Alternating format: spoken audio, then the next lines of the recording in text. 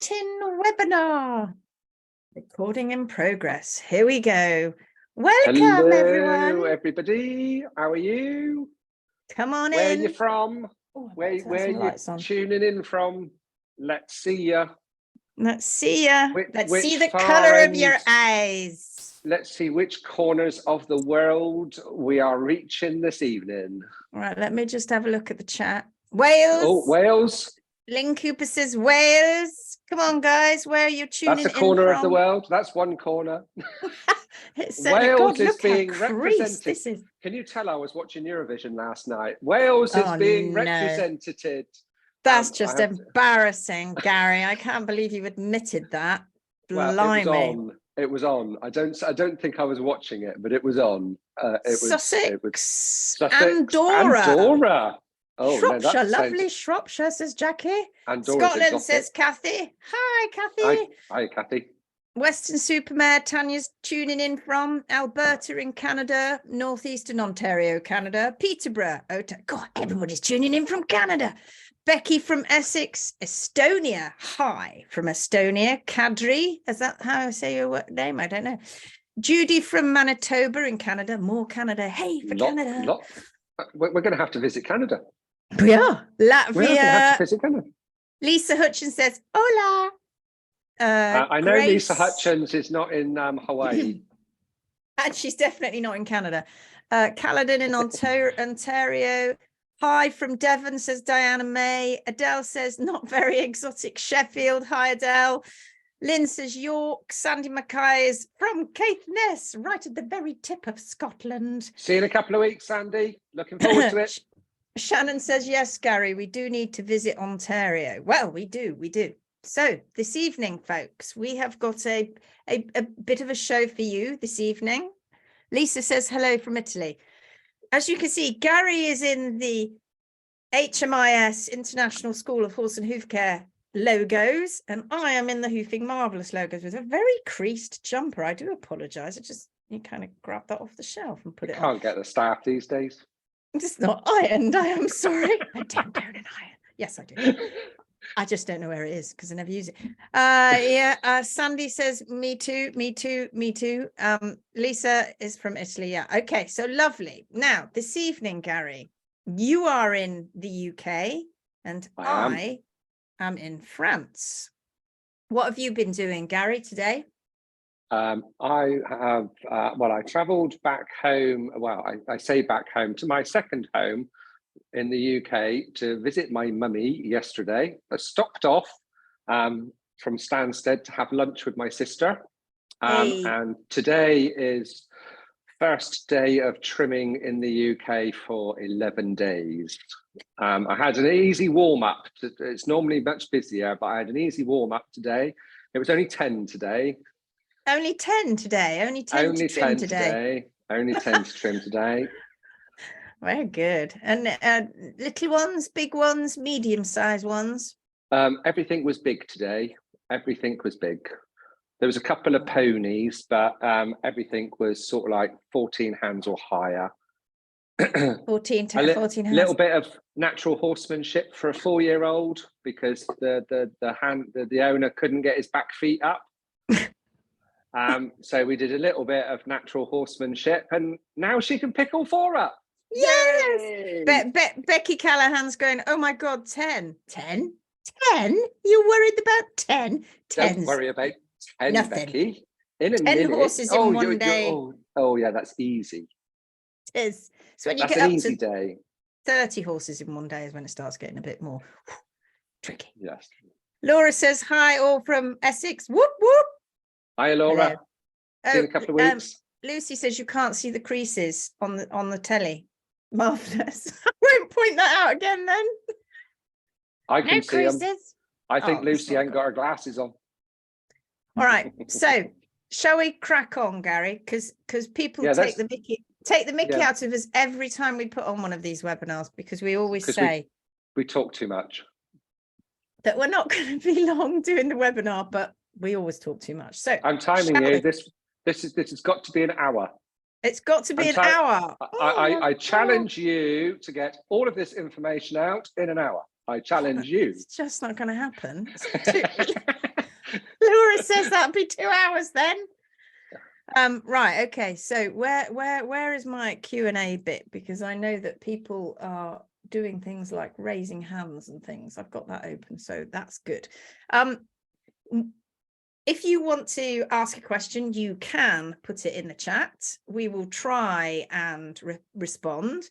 If you haven't had a response, then put your question in the Q&A, which is, I don't know where that is on mobile, but on your laptop, it should be on the little bar at the bottom that says Q&A.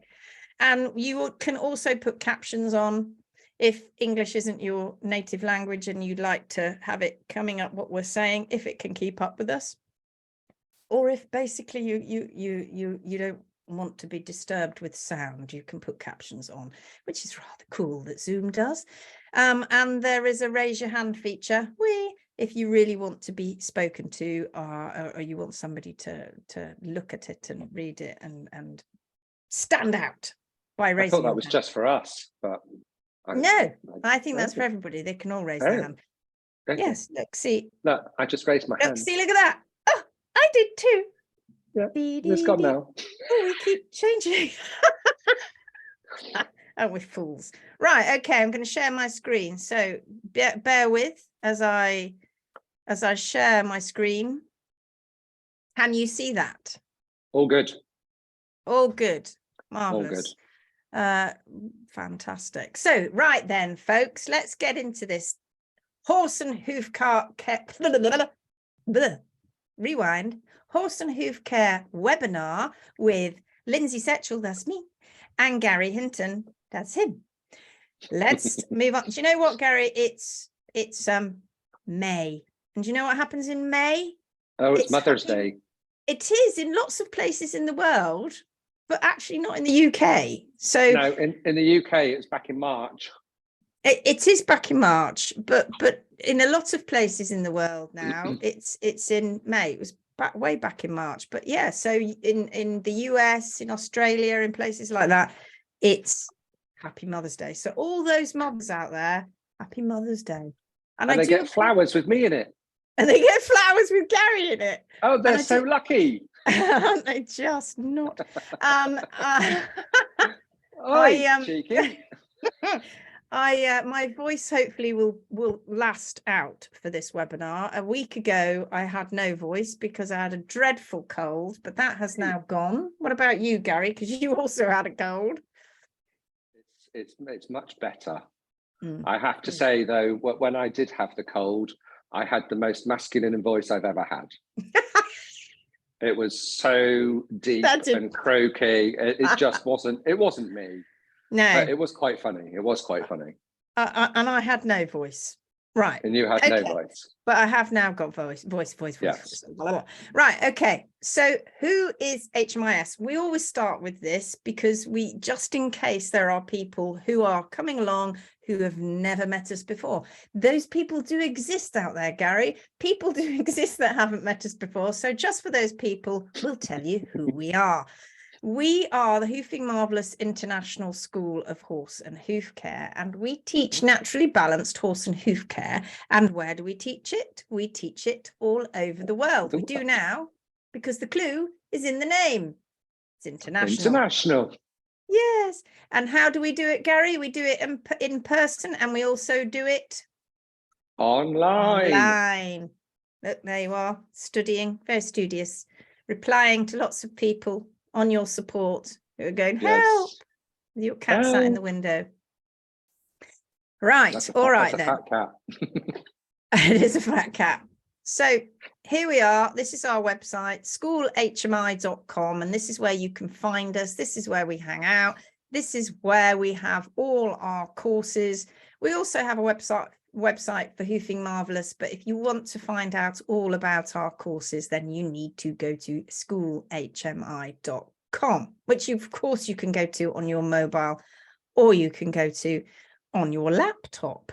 Now, as is with all these webinars, people are starting to get the idea that we always give something away.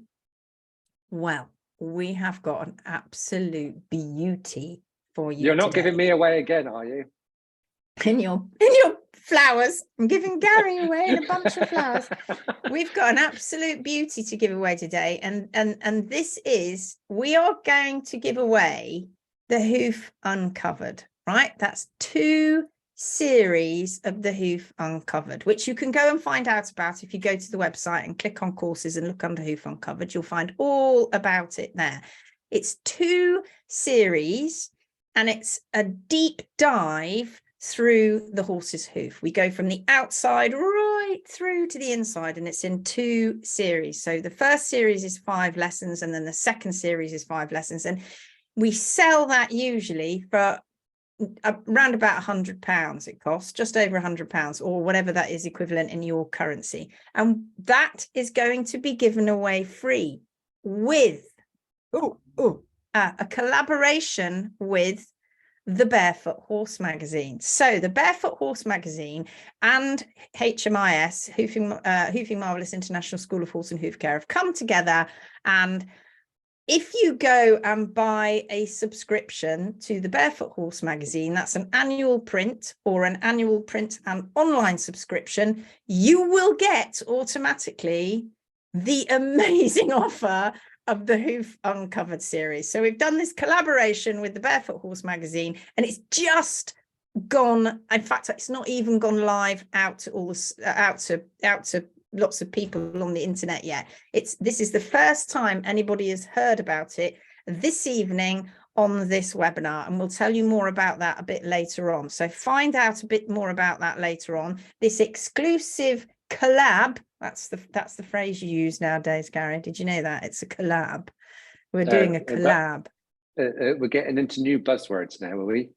Yes. It's the collab. It's the collab between the magazine and HMIS, and it's an exclusive tonight. You've heard it here first. That's cool. Isn't that cool, Garry? Did you see that? Did you see the look? Did you see the new front cover? Look how cool that is. I love the front cover. And we've got, for the first time ever, the Barefoot Horse magazine have got, and of course I say we, because I'm the CEO of that magazine, although I'm not allowed to be the editor anymore. That's been given away. That's not my job anymore. But we have got a completely brand new thing we've never done before, and that is a 16-page supplement from Equine Fusion that is being given away with that magazine, as well, of course, as the Hoof Uncovered series. Anyway, more about that exclusive collab a little bit later on. Right, so are you ready? Are you ready? So everybody's got to stay watching right to the end to see how they get that. They have, yeah. And I've got that's a good idea. Bring my chat up so I can see the chat. Give us a thumbs up if you're ready, folks. Come on, thumbs up, thumbs up, thumbs up, thumbs up. Lucy says collab, so on trend. Rachel Smith, I'm looking forward to my first magazine. Wonderful, fabulous series. What if you already subscribed to the magazine? Tanya, what can I say? What can I say if you've already subscribed? Oh, well, keep looking, because there's more discounts for others, for subscribers that are subscribing for the magazine right now. Every single month we give away something amazing. We give discounts and we give free amazing things away. And I think currently at the moment we've got 10% off everything, clothing and magazines all over the website, but not the magazine subscription. Anyway, more of that a little later. Today's webinar, how to prevent navicular in your horse without metal shoes. So this is our free webinar that we have for you today. So it's all about navicular, that little jigger of a bone there at the back of the foot, which causes so much heartache for so many people. So we're going to talk about that today. So I'm hoping there'll be lots and lots of questions. Dawn Jackson says, hi, everyone. Hi, Dawn. All right, so what are we going to look at today in this webinar? We're going to understand the navicular anatomy of the hoof. We're going to look at that. And we're going to find out how recent research points to hoof care and management as the problem area. We're going to know why remedial farriery is palliative at best. We're also going to learn how to recognize hoof issues before navicular is diagnosed and know the right diet management and hoof care can help your horse. All right, so without further ado, everybody that saw the laminitis webinar, that famous laminitis webinar, saw this. And you know, because I absolutely love it. It's like my favorite thing. Ooh, there it goes. Whee, look at that. Look at that footy inside there. Can you see? Isn't that cool? Give us a thumbs up if you think that is absolutely cool. And that's where everything is located in the foot. You got P2, P3, and P1 up there, look, and that's where that's located in the foot, and the frog and the sole. So we'll drag that back up a little bit more a little bit later on. But you can't really talk about navicular unless you really understand where navicular is. Do you know where it is, Garry, on that diagram? Do you, on that sagittal section of that specimen? Do you know where it is? I'm pointing to it. Nobody can see you pointing to it, Garry. I know. I just know I'm right. Okay, forgive me if I take constant slurps of my coffee, but I'm really trying to stop my voice from croaking. All right, so let's find out where things are. The navicular bone, there it is. Now, this is a cross section of a hoof. We've cut the hoof in half. This is one of the cadavers from one of our workshops, and we've cut the hoof in half. And you can see there that we've got the edge of P1 up here at the top. Can you see my cursor, Garry? Yeah. Then we have, and P1 is known as the proximal phalanx or the long pastern. And then you have P2, which is known as the middle phalanx or the short pastern. And then we've got P3, which is known as the distal phalanx or P3. What other names have we got for P3, Garry? Oh, coffin bone, pedal bone. Yeah. Coffin bone, pedal bone, distal phalanx, P3. Distal phalanx.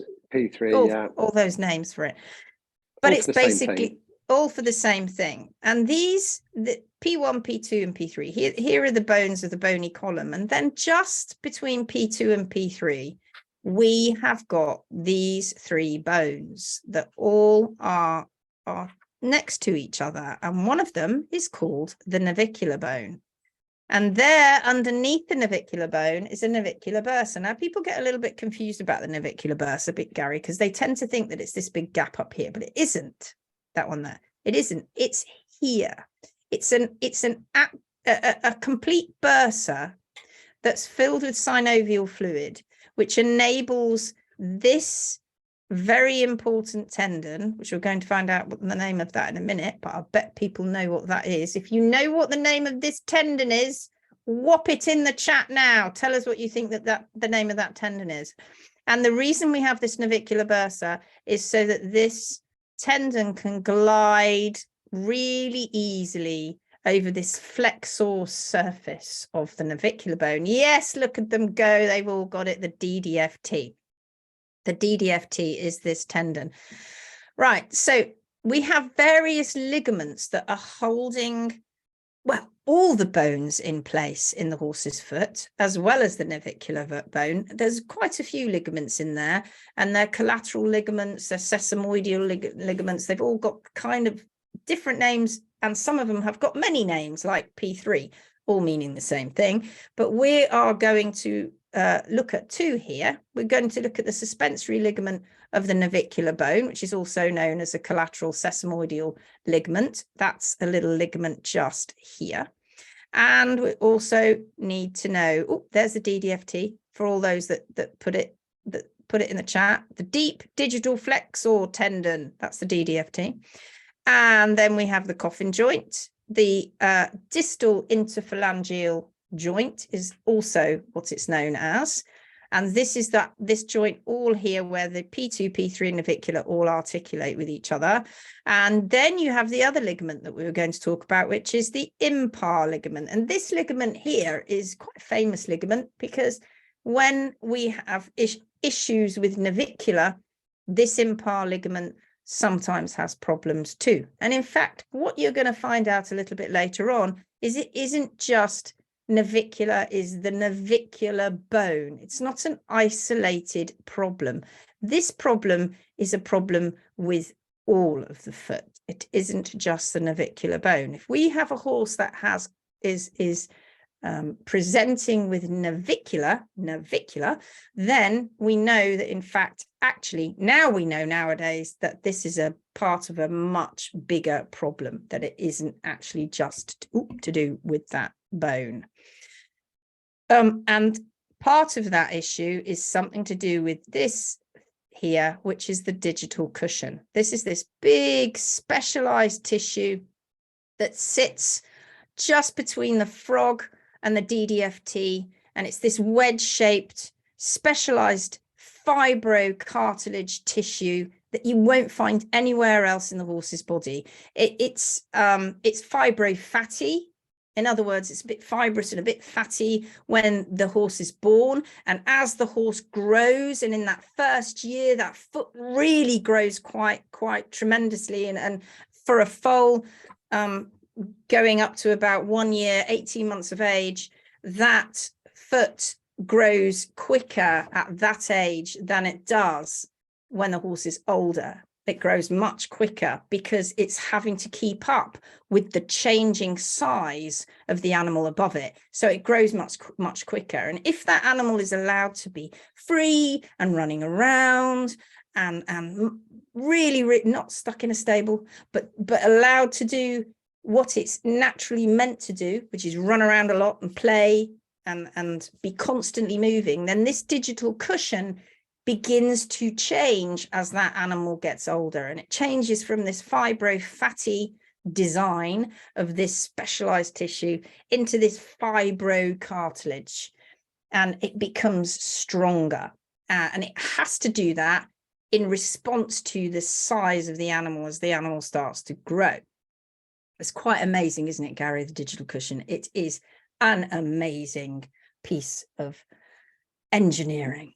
When you get to cut into the hoof, people are always so surprised at how soft it is, it's really enlightening that when you actually cut into it, you can see how soft it is. But when you've got this massive animal that is then going to be perched on top of this structure, and when all of those structures, when they're working together inside that relatively simple hoof, makes it so strong. When you cut into it, it obviously compromises it for sure. But when you get into it, and when it's in it, you're in there, it's really quite soft. But like you said, it's such specialized material, and it needs the rest of the hoof all together to make it really, really strong and supportive of that big animal on top. That's right. And the problem that we have, as we're going to find out a little bit later on, is if that digital cushion isn't allowed to develop the way that it should, by just that horse naturally growing, naturally running around, naturally doing all the things that it should do, and it's not impeded by shoes at too much of an early age, then that digital cushion can do the amazing thing of supporting that foot and the navicular bone as it presses down onto it. And we now not know that we've been told that the digital cushion is like this shock absorber. Well, actual fact, they found out that it's not an absorber, it's a dissipator, and there's a difference.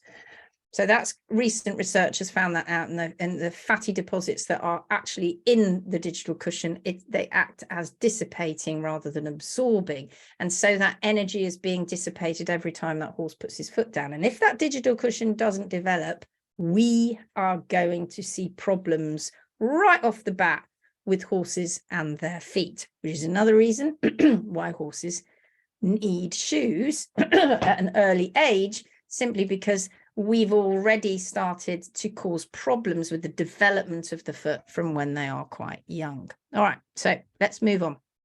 So we're going to talk a little bit more about the digital cushion a little bit later on.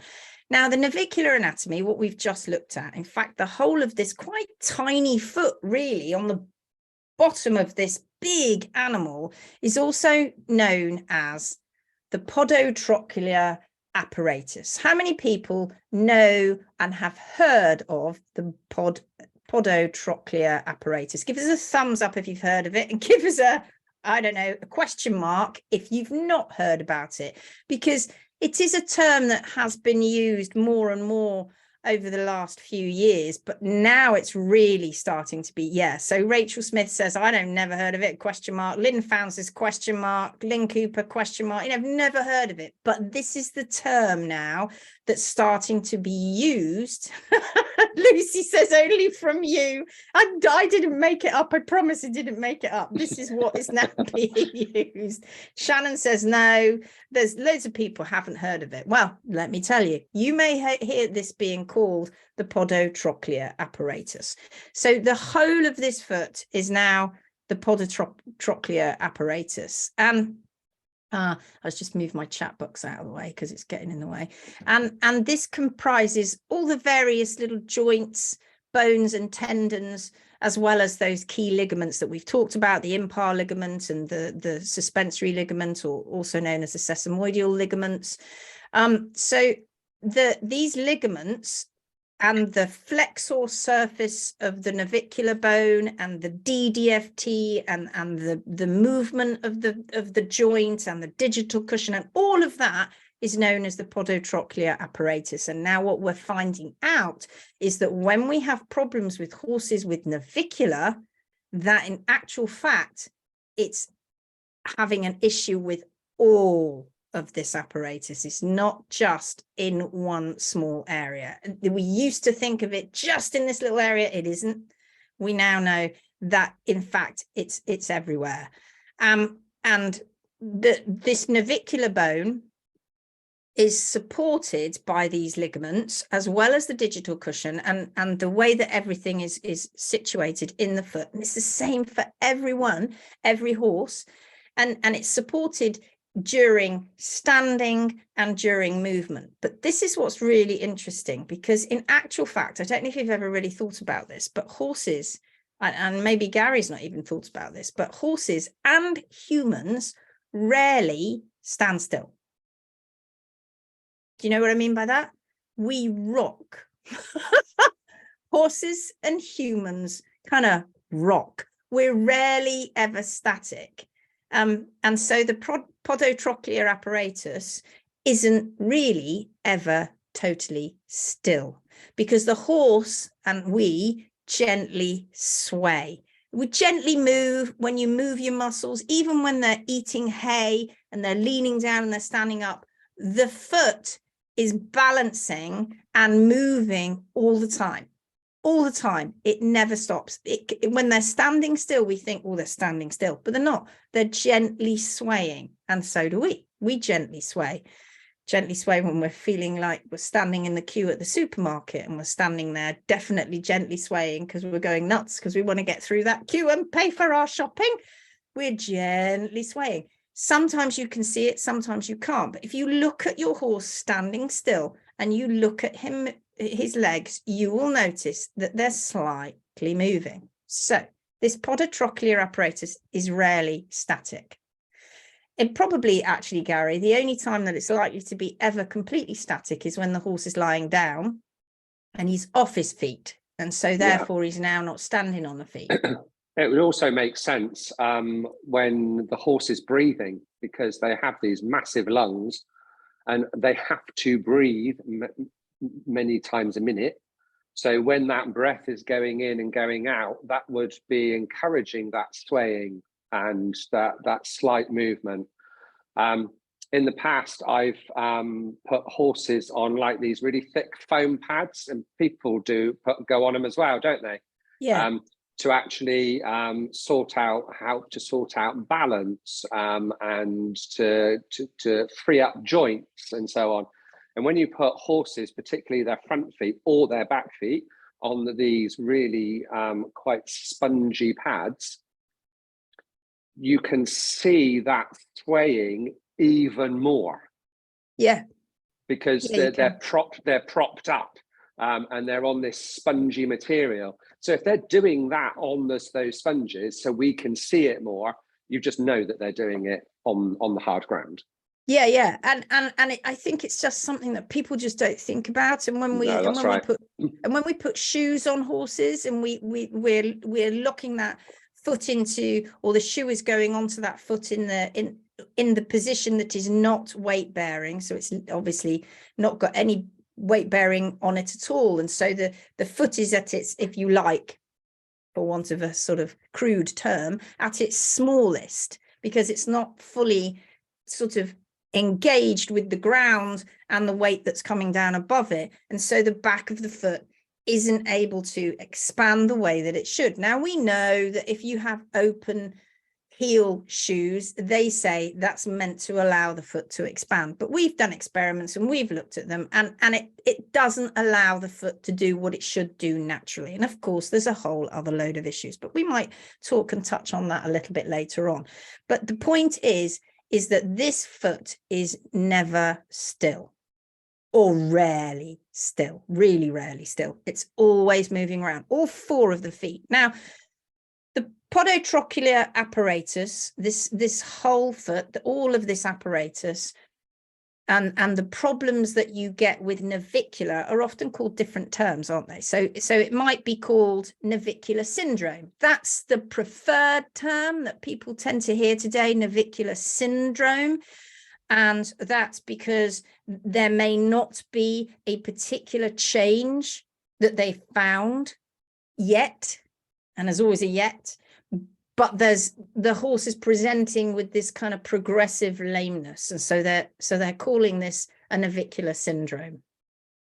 Rachel Smith says, makes no sense to me that an open-heeled metal shoe would allow that expansion. Well, it doesn't. And obviously, they compare that with a heart bar shoe, which completely locks the foot down, or a shoe that's got metal all the way around. But it doesn't do anywhere near what a natural foot would do. So that's part of the problem. So navicular syndrome, that's a syndrome. So the horse is presenting with some kind of lameness, and so therefore it's a bit of a syndrome. It's also known as navicular disease. That's another term for it. They started they stopped using the word disease as much as they started using the word syndrome. It was a whole thing that encompassed this issue that the horse was having, and this kind of lameness that was presenting in this very specific way. But more recently, they are calling it, guess what? Podotroplosis. Podotroplosis meaning problems with the podotrochlear apparatus. So that's like the new term that's being used now. So it's very general. It is, but because they focused right in at the beginning, and they were like, oh yes, it's something to do with the navicular. Oh, it's just the navicular bone. I can see these like lollipop changes, all those holes that are changing, and that's giving us the information that's telling us there's problems with navicular. And now they've kind of gone and sort of come out and gone, oh, actually, oops, we've got lots of problems going on in here. It isn't just in the bone. There are all kinds of issues going on, and it kind of makes sense, doesn't it? And of course, if there are lots of issues going on with that never static foot, then we have to question what is going on above as well as at the foot level, because it isn't everything to do with the foot, it's to do with other things as well. So podotroplosis, this is what they're now using this term, because they're beginning to understand that this condition, we'll just get off that a moment, let's highlight that, this condition involves any part of the podotrochlear apparatus, not just the navicular bone.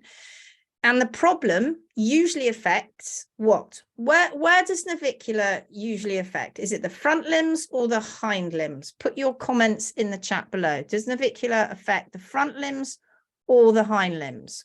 Tell us what you think. Mare Peterson, I can't read, says the front, mostly the front. Rachel says the front. Becky Callahan says front limbs. Yes, guys. Rachel Fothergill says usually front, but odd times back. Front, says Lisa Hutchins. My horse was diagnosed with navicular. He was lame in front. Now, we have been told that navicular has been diagnosed in hind feet, but Garry and I have never come across one, have we? And we've seen thousands. Now, that's not to say it's not ever happened, but if it happens, guys, it ain't often. Okay, it's pretty rare because we've never seen it, and we have seen thousands and thousands and thousands and thousands and thousands of hooves. It is a front foot problem.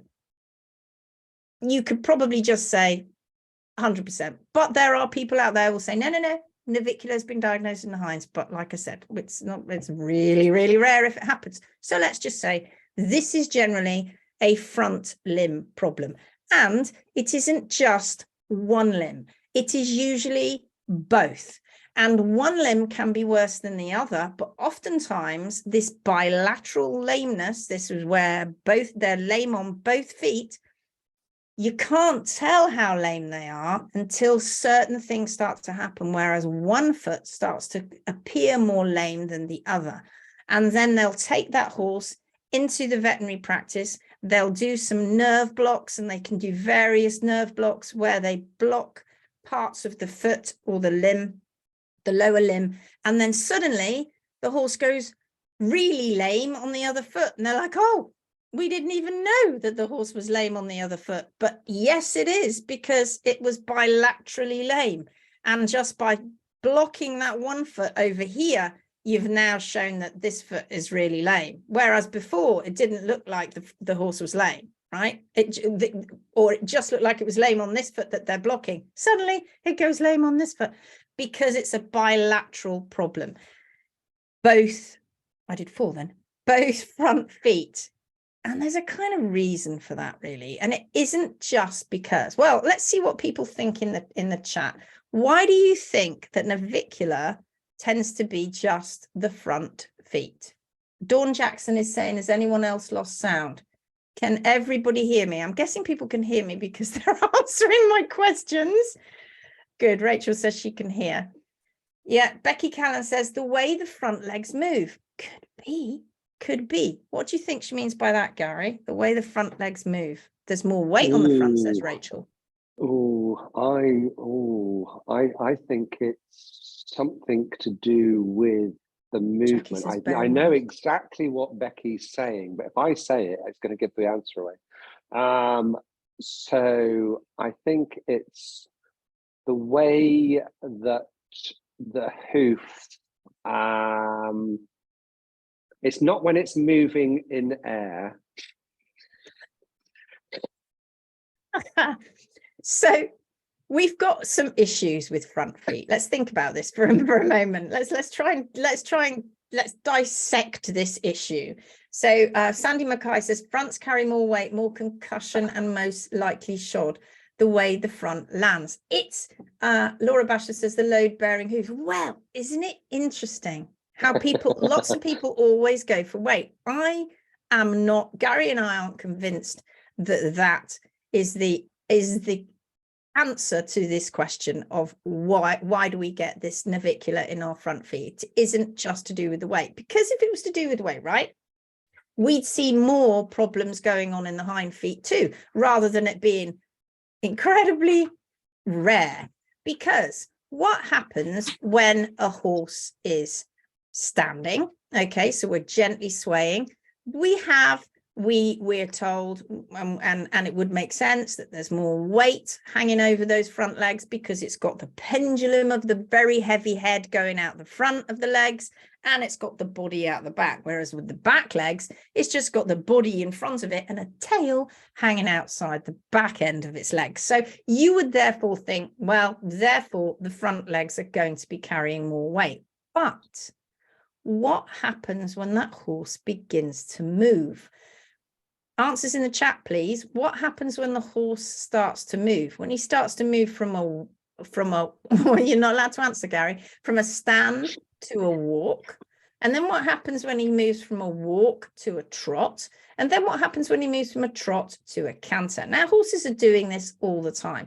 They're running around, they're walking around, if they're allowed to, if they're not standing around in a stable.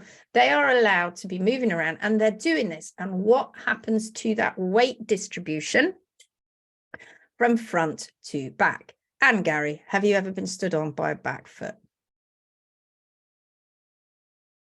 Yes. It hurts. It hurts. There's some weight there.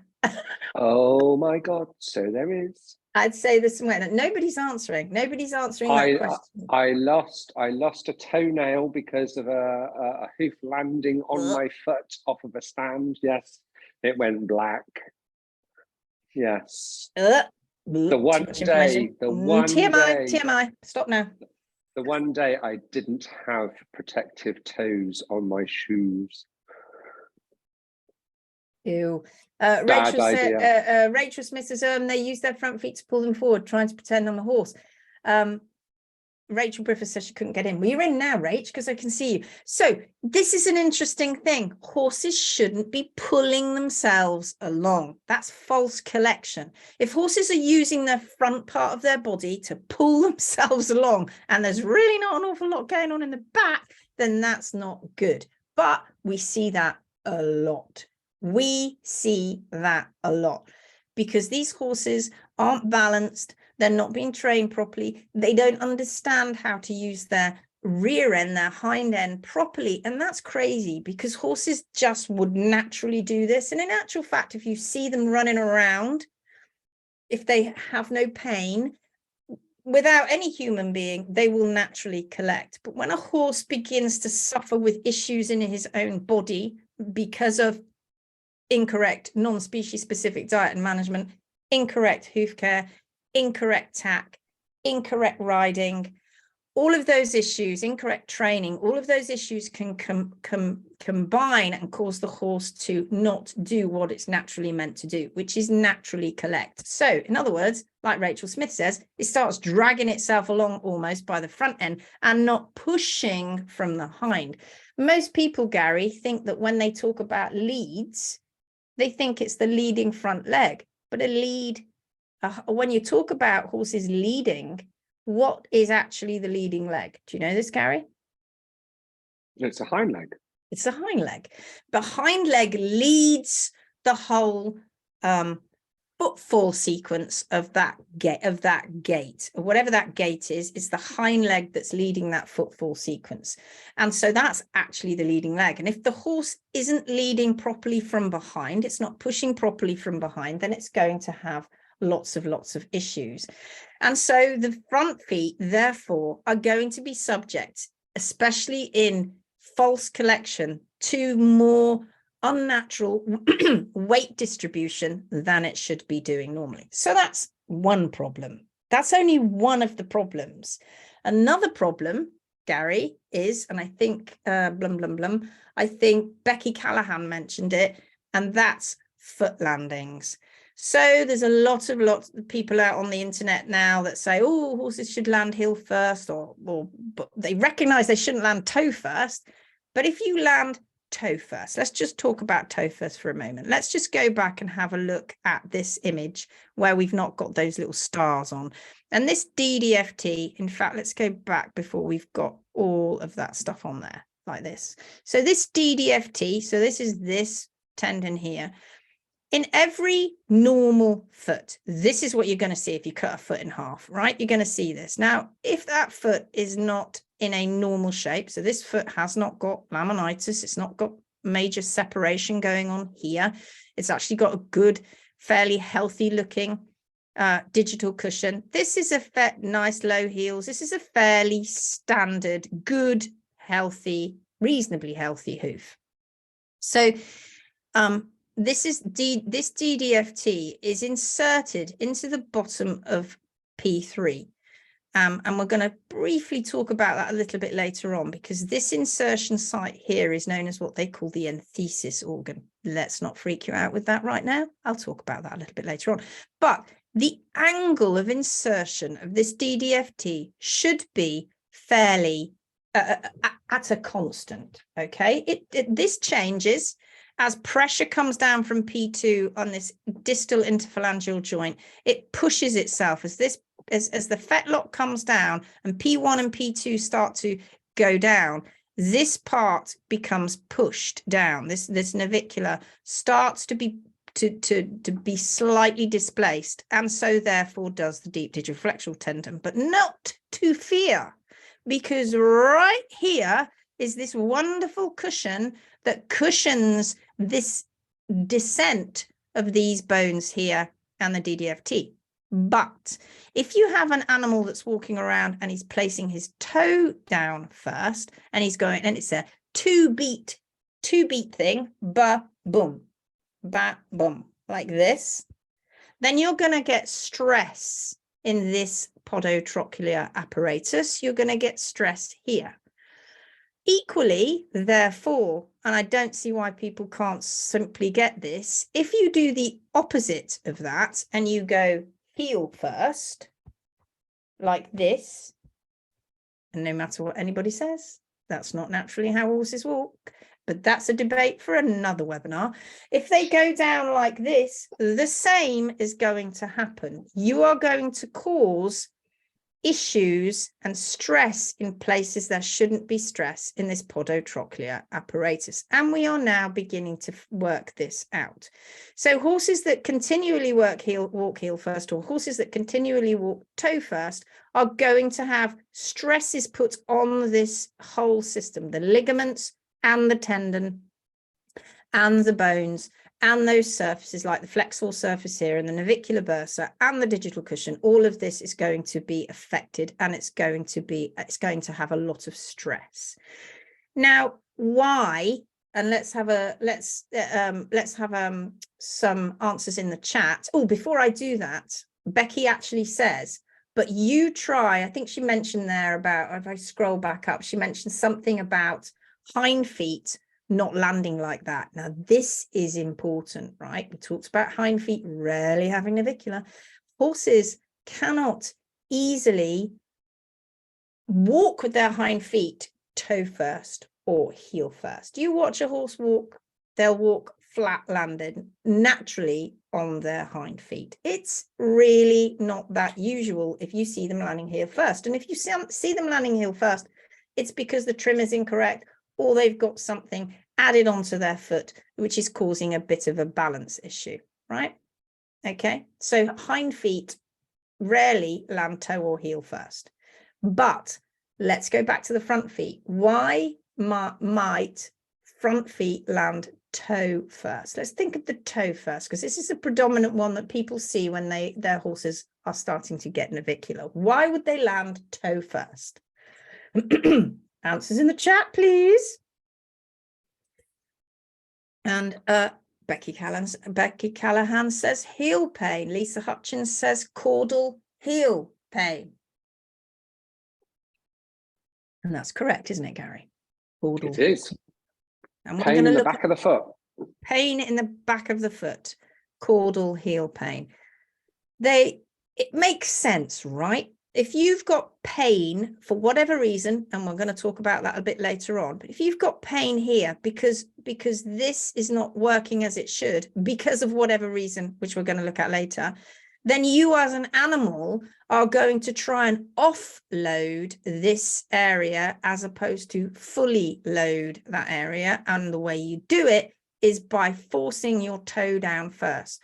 So this, normally when a horse walks, this is the extensor tendon, and this is the deep digital flexor tendon, and they act like pulleys, if you like a kind of sling, like a pulley system. And when the horse moves, these are moving all the time. Remember, even when they're stood still, these are always moving all the time, and they're countering each other all the time. And so when a horse walks and he goes to put his foot down, it's not actually that easy for them to force their foot to go in any particular position. And they can try and force their foot toe first, but horses can't easily force themselves to go heel first. That is more of a hoof care problem, or an addition, as in higher heels when they shouldn't be, an imbalance between posterior and anterior and stuff like that. We're not going to talk about that, but they can try and force their toe to go down a bit further forward. And they do that by changing their weight. They push forward onto their toe, and they're doing it by, rather than them thinking consciously, oh, I'll just flick my foot. They don't. They're doing it by changing slightly the way that they're walking and changing their weight distribution and pushing down on their toe. That then becomes a problem, because the more pain they get in the back of the foot, the more they'll toe walk. The more they toe walk, the more you have issues with the DDFT and this flexor surface and this navicular bursa. So we've got a whole host of problems now beginning to happen. What does Gloria Goddard say? She says, out of interest, if the heel was lowered, would there not be more pressure on the navicular bone? Whereas if you have short toe and more heel, this is a big question, Gloria. I'm not sure I'm going to be able to answer this in one foul swoop. Whereas if you have a short toe and more heel, a navicular horse will appear sound or more comfortable and indeed sound. Okay, you've just hit on something that we're going to talk about in a little while, about what you can do to relieve that. So that's remedial farrier, where they raise the heels. Now,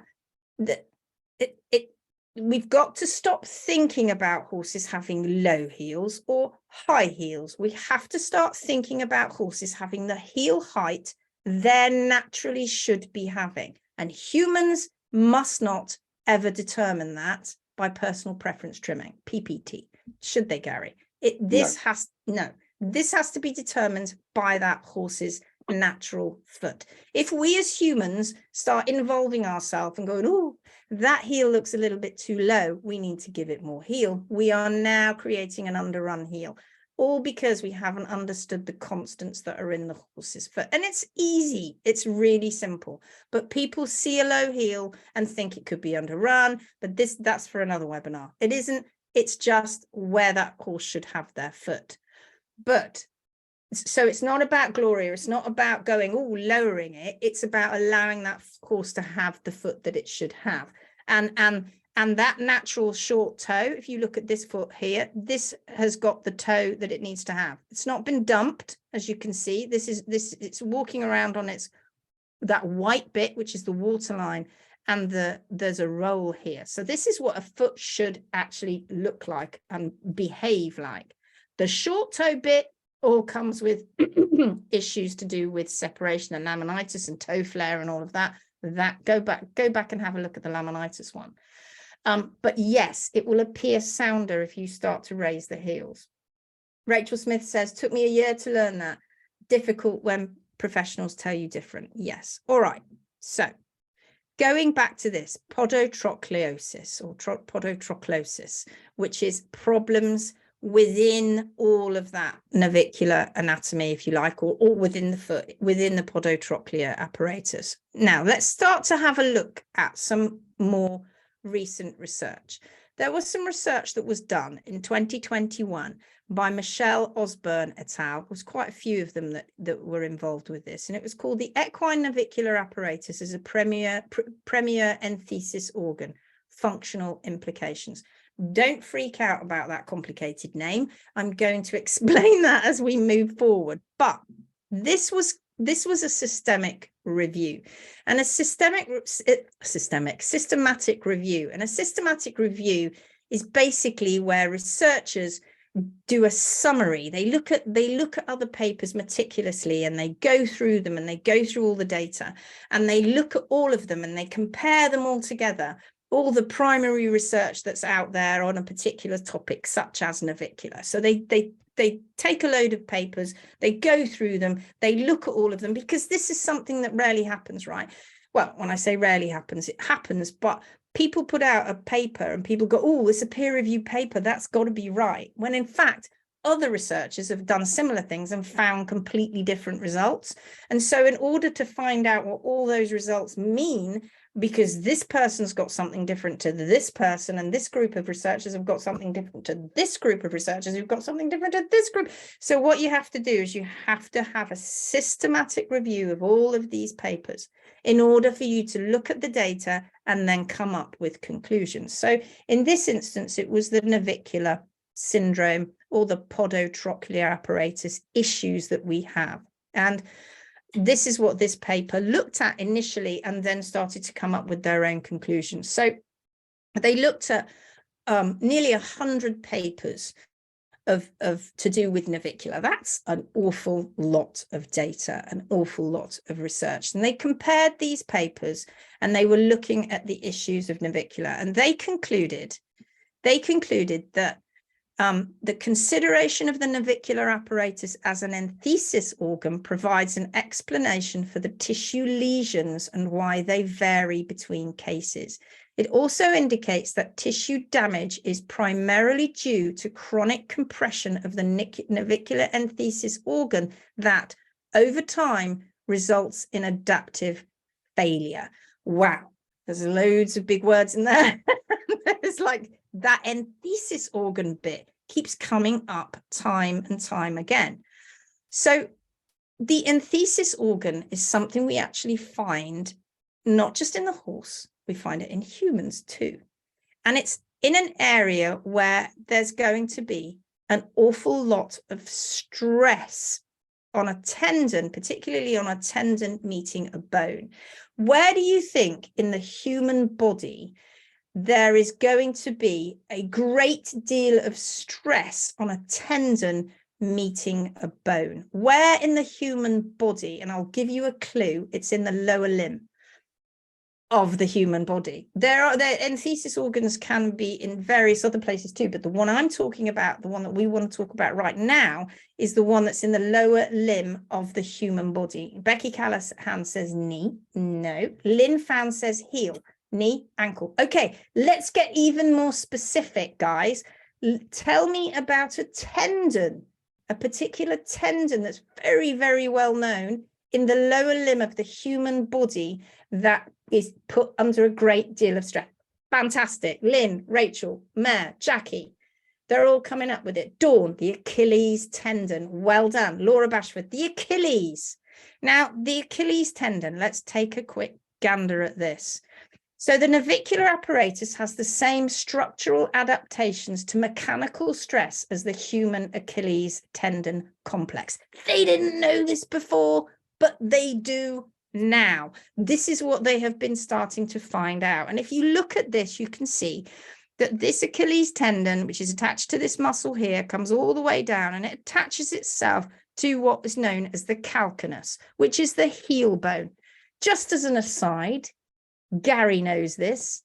Where is the calcaneus found in the horse? The heel bone. It's the hock. It's the hock. Lisa Hutchins is in there. Hock, hock, hock. It's the hock. Because the foot got elongated, right? And the hock ended up being, and the hind feet ended up being, well, the calcaneus ended up being that part of the hock, which is further up the leg. Because those are the hind feet, as in our 2 feet, not our front feet, because that knee isn't a true knee, is it? No, the knee is actually where the wrist is. So, but we're talking about the hind feet. That the hind feet, that calcaneus is attached to the Achilles tendon. Now, what I want to kind of talk about here is if I blow this right up, right, just here, where this tendon meets the bone, just on this section here, this is incredible because they now know that as that tendon becomes bone, because that's what's happening, guys, the tendon is turning into bone, if you like, at that point. Well, it's attaching to the outer part of the bone and it has to change all the way down. Each tissue has to slightly change until we see bone, where this attachment is. And this is known as the anthesis organ. And they think it's also could be a little bit intelligent, but that's something for another time because that's quite incredible, this whole thing. But they know that it just doesn't go tendon, bone. It doesn't happen like that. In specific areas under incredible amounts of stress, and let's face it, this is a huge amount of stress in our ankle, this changes into different tissue as it starts to, different fibrous tissue as it starts to go from tendon to bone. And it's so microscopic. This change happens because it has to buffer this strain that's going on with the Achilles tendon. Is everybody with me so far? Oop, let's go and move that across like, I don't know what I've done. I don't know what I've done. Oh, there we go. There. I'll put it back in a minute, I promise. There. There. Is that okay? Can you see it now? Good. Yes. Good. So let's just make that a little bit bigger. So this is the issue that we've got, right? This apparatus, let's put that back down there. This apparatus here, the way that the Achilles tendon attaches to the bone in this high stress area, they now know is similar, in fact, identical to the way that the DDFT is attaching to the bottom of the P3. This is an anthesis organ. So this is a slightly intelligent organ, but that's for another time. And let's just put that back there. So these adaptations efficiently dissipate, we're not talking absorbing here, dissipate mechanical force away from the tendon's bony attachment site, thereby protecting it from failure. This is cool, right? This is massively cool that they didn't know about before. Like, we just thought tendon attaches to bone and that's everything. No, it's not. No, it's not. So it dissipates these special tissues, these adaptations that are occurring at this insertion site of the DDFT are adapted to efficiently help protect that tendon by dissipating this mechanical force from that tendon's body so that it thereby protects it. This is massively cool. So the Achilles tendon sites, this is here, and the Podotrochlear Apparatus, which is this DDFT, which is coming down here, whee, and attaches down here. In fact, I should just lift this up out of the way. Where this is attaching, this is the same thing that's going on up here. And this is this anthesis organ that they didn't really know existed. So this is a suspensory ligament. This is the impar ligament, navicular bone, P2, P3, and this is the DDFT. And there is also another annular ligament just sliding in just at the top. You can see there that just goes between the DDFT and the digital cushion. I had to say that then. I always have to say these things. So the anthesis organ here, this is where it's attaching. So such a functional conceptualization of the equine navicular apparatus resolves confusion about the diagnosis of navicular syndrome and offers insights for the development of mechanically based therapies. Now, they're not talking about shoes, right? They're not talking about slapping a shoe on and that's going to fix it, because it isn't. They're talking about a whole horse approach. So let's just have a little look about what we see when a horse goes lame, right? When they start to have problems. So it's a progressive lameness, navicular, and it's characterized as this chronic lameness that develops over time. Chronic means that it's a slow burn of inflammation. It's not something that it's acute. It's a slow burn, and it's mostly never even spotted. Most people don't even spot it. So it's this slow burn over time, and it's associated with this caudal heel pain and the degeneration of the navicular bone and the surrounding structures. So this podotroplosis, they know now that it's all to do with that. And you might have a horse that presents by it's being lunged on a circle, and it classically starts to what they call fall in. It looks like it's slightly lame on one side. They get the horse circling the other way, and it doesn't look quite as lame on that side. Oh my goodness, my horse must be having navicular. We need to go and get this x-rayed and diagnosed. The first thing they do is they x-ray. They might see changes happening to the navicular bone. They'll give you that diagnosis. They may start giving you things like Tildren, which is an injection, or Osphos, which is more currently used now to inject into the bony area to put more bone down.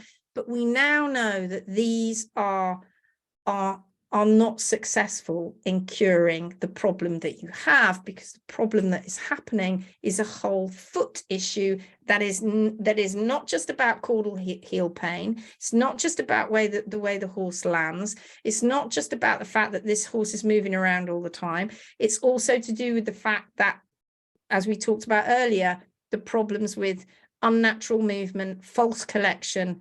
It's a whole horse issue.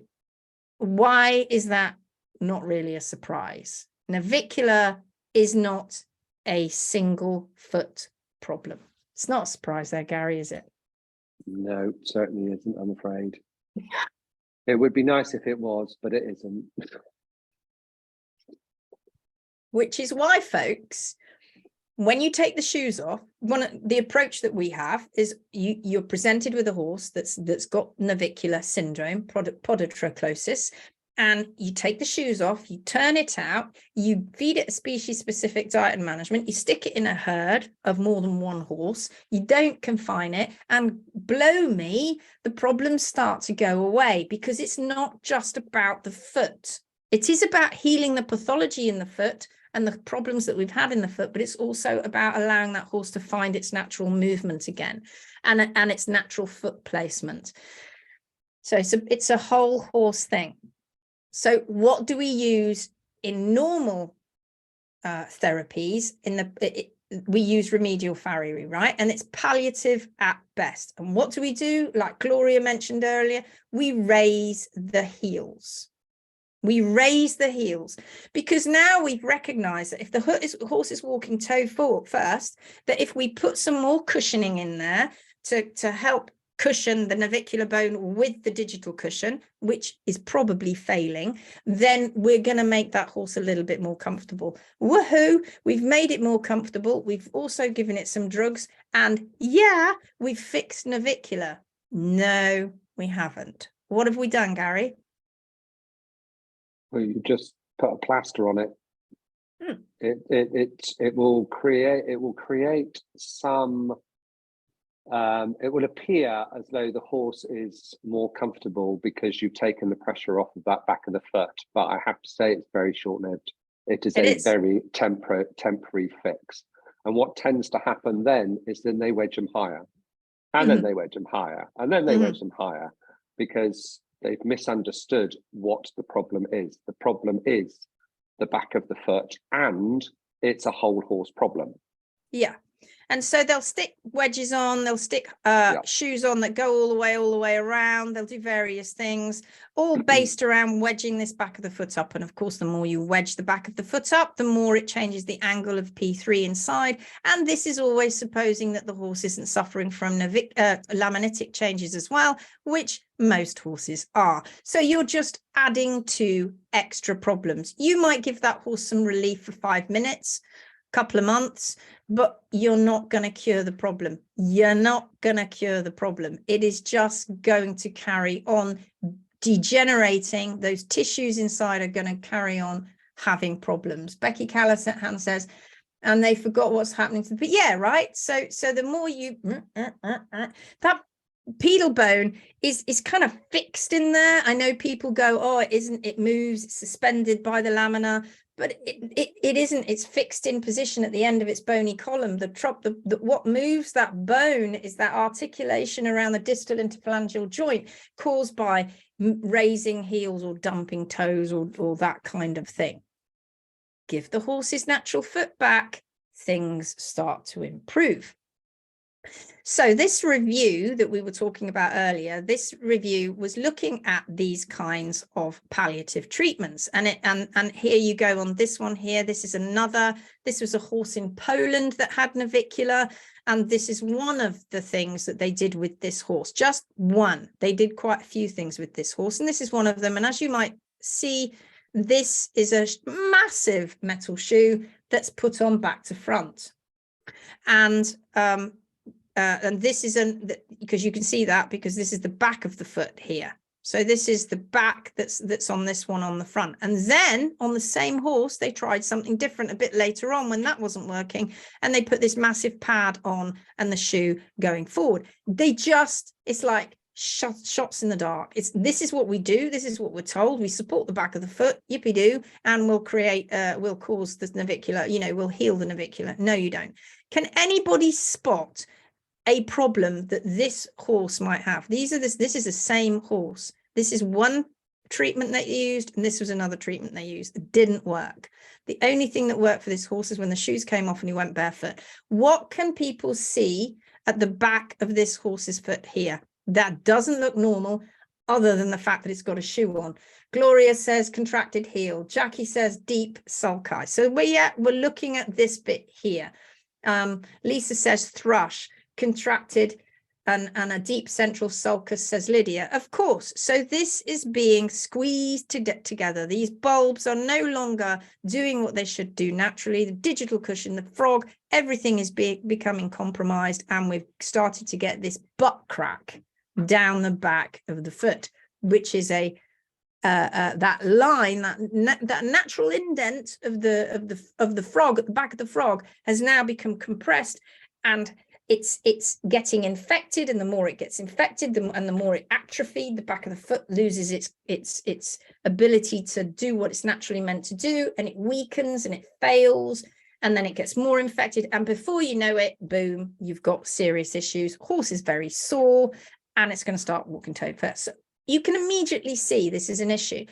We cannot tell you how many horses we come to that have been diagnosed with navicular, that when you pick the foot up, you see this, right? And you're like, oh, why didn't your hoof care provider or your vet identify that as a big problem? Because putting a shoe on isn't going to fix this problem. This is a problem, and you can't fix it by chucking a shoe on, nailing a shoe on. You can't.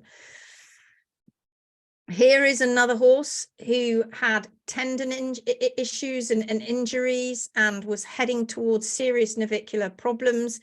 And you can see here his owner is trying to treat the problem, the thrush within his deep sulcus. You can see here the cotton wool, if I turn it around that way. And look how this foot has just become. This was a dressage horse, beautiful young dressage horse. Look how elongated the foot became. Look how the back of the foot has just basically atrophied, contracted, heel bulbs gone to pieces. You know the digital cushion under there is not doing too well. And that shoe is almost connecting at the back of the foot. We see this so much. Of course, the horse is going to not try and load the back of his foot and walk toe first if he's got all of these issues going on. Lucy Tribe says, poor horse. Yeah. Lydia says, heel bulbs have no ground support and therefore are failing. Of course they're failing because they haven't got that support. Lydia says, ouch. Look at this image here. So on the left, we've got the foot that you've been introduced to earlier, which is a fairly normal foot. And on the right, you have a laminitic foot. These are just two hooves that we chopped in half at a workshop. You can see there is a bit of a difference with the digital cushion to the one on the right compared to the one on the left. And in fact, every single time we do a workshop, and when we were at the training camp with our HMB Pro students a week ago, we were cutting loads and loads of hooves in half, didn't we, Gary? We cut loads of hooves in halves. And just simply with the one on the right, just squeezing it, it's pathetic. That was one of the words that one of our students used. That digital cushion has become pathetic because it's not developed. It's not matured with the horse. It's been allowed to atrophy. It's not being used. And if the digital cushion isn't used, it doesn't change from this fibrofatty to this fibrocartilage. Okay, so it doesn't support this big horse. And the problem that you have is if you can squeeze it, what's going to happen to a 500-kilo horse that's landing on his feet and just rocking gently every day when that digital cushion can't support that horse? Whereas on the left, you can see it's a bit chunkier, it looks beefier, it's altogether got more substance about it for support. Whereas the one on the right, that's struggling. It's not going to be able to cushion that navicular bone and the podotrochlear apparatus very well in the position that it's in there, in the fact that it's been atrophied. And look, here's another one. Here's another one. We've gone from digital cushion shod. So these hooves here were shod, and that's the state of the digital cushion here. And this was a barefoot, and the state of the digital cushion here is much chunkier. Altogether, a much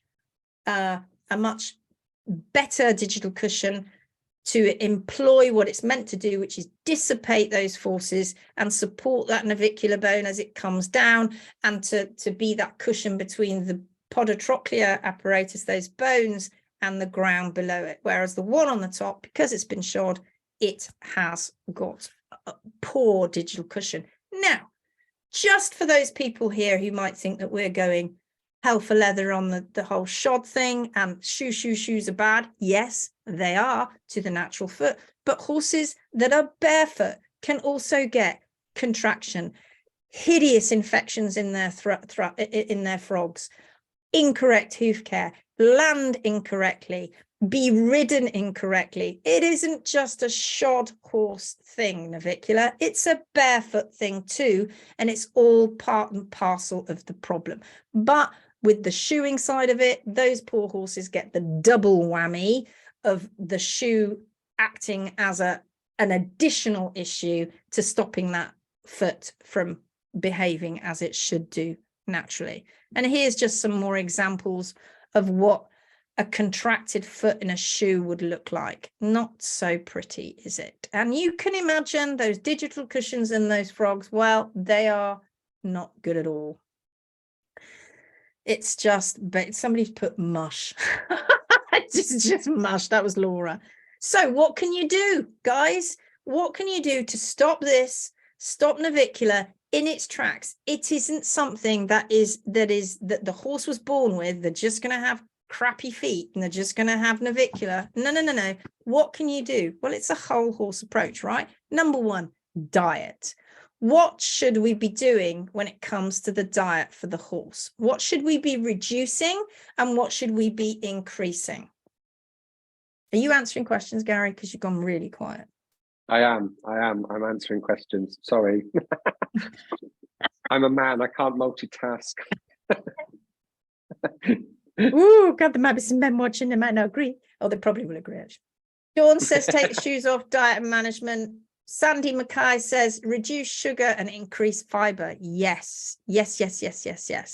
I read somewhere the other day that it was on a nutritionist page on Facebook, and they were saying you've got to soak hay for hours and you to reduce the sugar content and and then of course once you've done that and you've also leached out all the lovely goodness that hay's got, then you've got to put back in that nutrient with balancers and supplement. Oh, it's just become such a muddle, doesn't it, Garry? Yes, that's one word for it. A model. In fact, research shows that once hay has been soaked for 15 minutes, it's going to leach out pretty much the maximum amount of sugar that it can, because it's soluble sugars, water soluble carbohydrates. It's not going to leach out the ethanol soluble carbohydrates, because guess what? They don't get they're not it's not water soluble. So the water soluble carbohydrates, there's only so much in hay, and when you soak it for 15 minutes, after that you're not going to reduce it by much at all. But of course, you're going to start reducing other things too. It's not just sugars. So instead of soaking your hay, which is a nightmare, by the way, as many of you will know, why not try and find better hay? Hay that has not got rye in it, because rye is a problem. I don't care what anybody says, rye is a problem. We've seen thousands and thousands of horses. You take rye out of their hay, they improve, all of them. Right? If you're in the States or you're in much drier places in the earth, where you can only get certain species of hay like teff or Bermuda grass or Timothy, then my suggestion is that you get different suppliers of these hays and you mix them, because the horse needs to have a mixed variety of hays. Don't just feed your horses cereal hays. That's another problem. It needs to be native meadow grasses. That's what you're looking for. High in fiber, low in sugar. No rye, no cereal grasses, no alfalfa because it's too high in protein. A small portion of alfalfa in the diet probably isn't going to cause a massive amount of problems. Depends on the horse, but huge amounts, above 20%, you're going to start seeing issues. So too much in protein, too much in sugars and carbohydrates. If you want to know more about that, go and have a look at our diet webinar, because that goes into that in a bit more detail. And of course, the hoof care. So the management side of it, that's it. Horse moving all the time, not locked in a stable, got to keep moving. And the hoof care side of it, like that, that is what a natural foot should look like. And people freak out when they see that, because they think, oh, the heels are too high. No, they're not. They're down where they should be at the hard sole plane. Lovely, beautifully balanced between heel to toe, from anterior to posterior, side to side. They are following the natural curve of the hard sole plane, and that means that the horse has a natural arch in its foot. These are all amazing things that the beautiful foot, that incredible feat of engineering, knows what to do. We don't. We just try and pretend we do with our PPT, or personal preference trimming. So let's not do that. Let's follow the horse's constants, and you just don't go wrong. We've literally, honestly, haven't we, Garry? Not just navicular, laminitis too, diet, management, hoof care. Those are just 3 things, right? What about horses that we've healed horses over and over and over and over and over again, just letting the horse have his natural foot, changing the diet, changing the management. But there's the other things too, which is the riding, the training, the false collection. All of these things play an important part in all of this. So in conclusion, lots of big words again, a comparative perspective also reveals marked similarities between navicular syndrome and chronic osteoarthritis in humans. They both have a primary mechanical pathogenesis.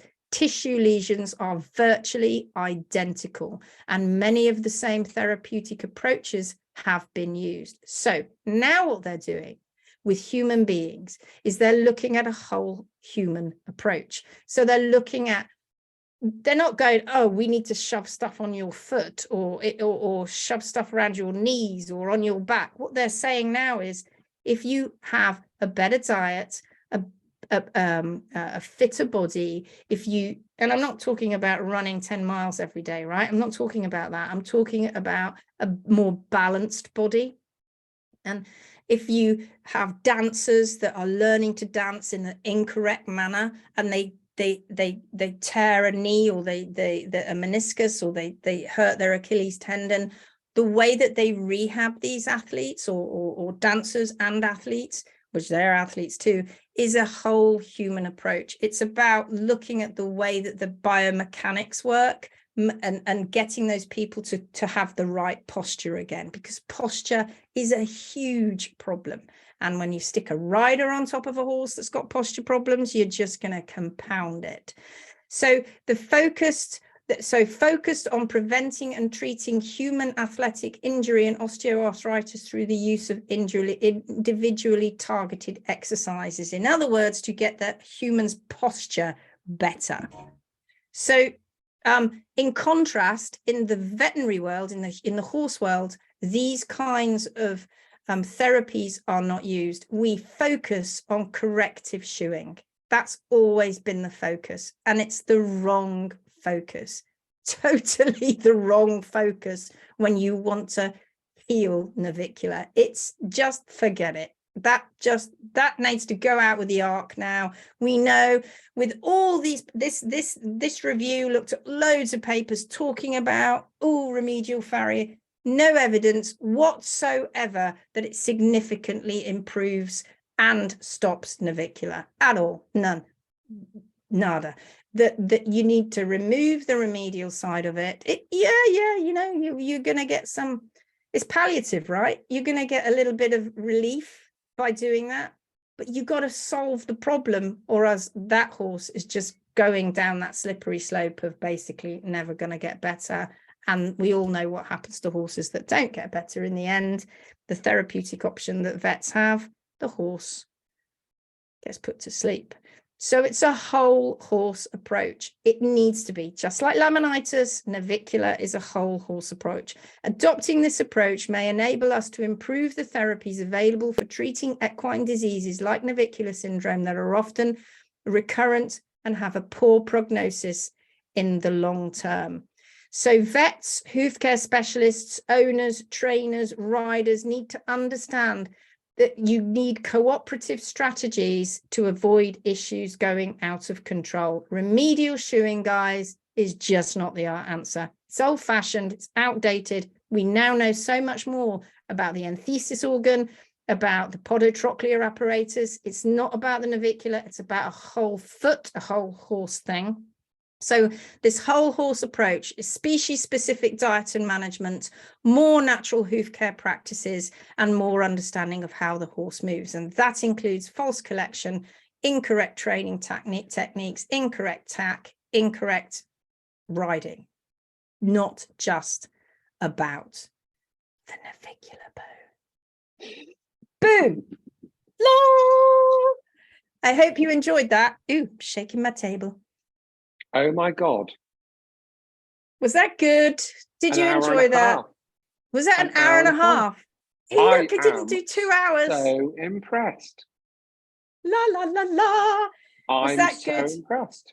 Lynn says brilliant. Thank you very much. Karen Eklund says thank you so much. Gillian says thanks oh so much. Yeah, good. Thanks, guys. If you have more questions, we are going to hang around for a little bit longer, so you can ask us some questions if you like. Becky says thank you so much. Such a great talk. Awesome, says Laura. Jill Hancock says great, thank you. Sandy says many thanks. Laura says great, thanks. Don't go anywhere though. Don't just disappear on us yet, because we've got stuff to tell you about. Where I can't see numbers. Oh, we still got quite a few numbers. Special offer. You need to know how to get a special offer. You're never going to get a special offer. Laura says, wow, under 2 hours. Yes. Tanya, thank you. Hope my horses never get it. Well, keep them natural, Tanya. Keep them moving, Tanya. Keep them in a herd, Tanya. And keep that hoof care natural. And chances are they ain't going to get that. And they're not going to get laminitis either. Diana says, thank you. Fantastic information. Belle Clark says, thank you. Unfortunately, I missed the first bit, but what I saw was great. Well, Belle, don't worry, because you're going to get the recording because you signed up anyway. We send the recording so you can watch it again. Shannon says, thank you. I always learn so much from your webinars. Such fun learning. Fabulous. Well, stay tuned, you beautiful people, because we've got more webinars coming up. There's only a couple that are coming up at the moment, but stay tuned, because Gary and I are coming up with some more titles, aren't we, Gary? We're going to load up some more titles. We did, but I can't remember what they were. I can't remember what we were. They're not up there yet, but they will be up there soon. So we're going to load some more free webinars coming up, and you just have to go to schoolhmi.com onto the webinars section, register for webinars. That will get you onto the mailing list as well, so you'll find out about upcoming webinars. Plus, on that webinar page are all the past webinars too, so you can go and watch those.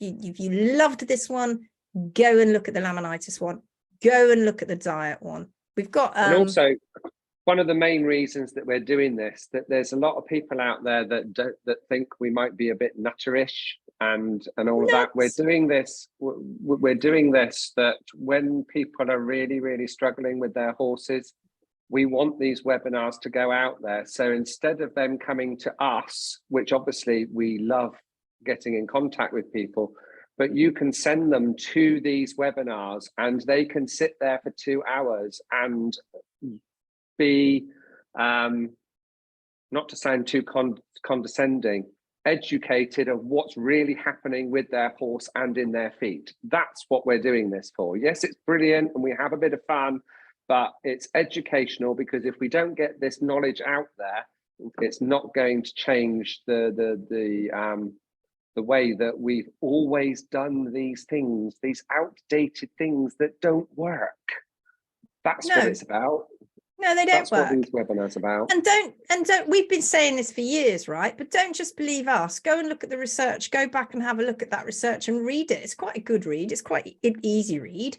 And they're talking about the fact that they've reviewed all these papers, you know, nearly 100 papers, and they've gone, doesn't work. It's got to be a whole horse approach. We see this now. We've got to start looking at these, the biology of what's going on and understanding the anthesis organ and understanding all of those things. Michelle Lewis says, Lindsay, what's happening with the part 2 course, please? As I haven't heard anything more. So, Michelle, and those that might be watching that have that signed up for the online foundation course, we let you down a little bit because we got it live and then we took it off because we wanted to make more changes to it, because you know, Gary and I, we want to get it right. We then had to go to the UK on our training camp and it all went a bit south. I can guarantee, and I know I've said this before, but I really guarantee this time, Michelle, Therese, if you're watching, and a few others, that this coming week you will see the new improved online foundation course. And because you've been waiting so long for it, we're going to give you some nice things too to go with it, because we love you and we're sorry. And we've let you down a little bit, but that's only because we were trying to run before we could walk. But now we've got it rejigged. The online foundation course is going to be even more amazing than it was originally. So just hold on just a little bit longer. No problem, she says, just keen, love the webinars. Thank you. Right, so back to this offer, folks. You're going to get the Hoof Uncovered, which is this brand, which is brand new. This is this 2 series, 5 webinars in each with the Barefoot Horse magazine. And what you have to do is you have to sign up for a subscription to the Barefoot Horse magazine, which isn't actually an awful lot of money. It's an annual subscription. It has to be annual print or annual print and online. It doesn't work if you're just going to sign up for the annual online. It has to be the annual print or the annual print and online, which I reckon is under 35 quid. And for that, you get 100 quid's worth of course. It's like a no-brainer. Just do it. Just do it. Because this offer is not going to last long. It's until the 30th of June. So you've got a few weeks to do it, but you've got to sign up for a subscription to the Barefoot Horse magazine, which frankly, guys, is flipping awesome. There's no other magazine like it. I know, right? I'm bound to say that, but just get your hands on it. And people that have seen it, yeah, birthday present, says Jackie, sorted. People that get it, and it goes all over the world. It even goes to Japan. It's in print and it's online, but this offer is only for the print and online, for the annual, not quarterly, annual subscription. It's like a coffee table book. Honestly, it's beautiful. Look, I can show you there. That's the last issue. You can't see it because it's absolutely amazing. There's nothing like this magazine anywhere in the world. Nothing. And it's so focused to species appropriate, species specific. And we've got Josepha Guillem, and she's coming to talk to us about the species appropriate, the way forward. In this issue, we've got hoof care in depth, laminitis. We've got Hoof Boutique's top 10 tips and tricks on hoof booting. And we've got a special bonus supplement by Equine Fusion, 16 pages. It's the best one to sign up for, as in ages. So sign up for an annual subscription, print or print and online, and we will give you the Hoof Uncovered. Yes, we will, free. And not only that, it gets better. With the Hoof Uncovered, you get 2 free ebooks. Number 1 is understanding your horse's hoof, and the second one is how to go successfully barefoot with your horse. All for just an annual subscription to the Barefoot Horse magazine. Go get it, folks. All you have to do is go to the Barefoot Horse magazine website to get this brilliant collab, and you just sign up for a subscription. We will do the rest. You will then get an email from us that say how to access your course, the Hoof Uncovered series. And before you know it, you're in there watching these amazing webinars on this deep dive through the horse's hoof. So that's that's the magazine website. That's what it looks like. You go onto that, you click on, you find under magazines, I think it is, you click subscribe, you go to the subscribe and you take out a subscription, an annual one, print or print and online, and we will give you the Hoof Uncovered free. Okay, that's it. Many thanks. You're the best. We've so enjoyed it. I'm going to stop sharing my screen now. Boom. Hi. Hello again.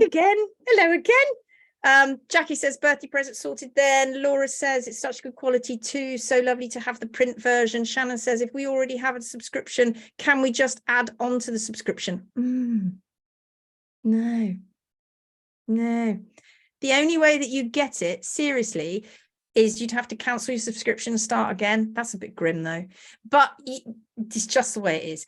But for those who do subscribe, we are giving you offers every month now, because that's a new thing that the Barefoot Horse magazine is doing. So if you're subscribing now, you'll get offers coming through on the email list, because you get part of the email list with 10% discounts, 20% discounts.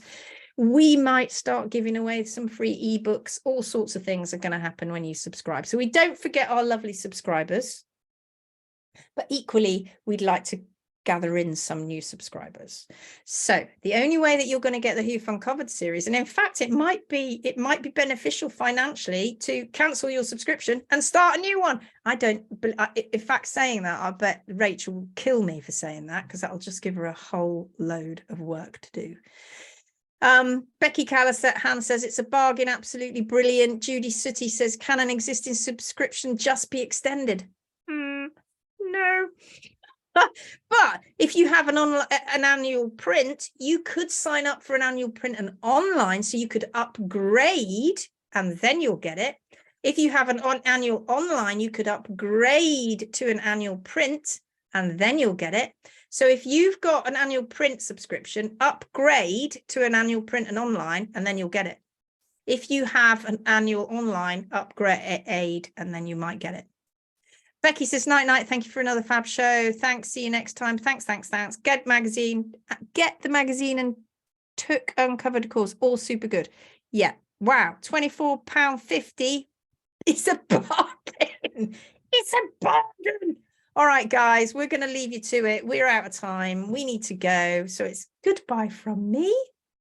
And it's goodbye from her. that way, whichever way it is.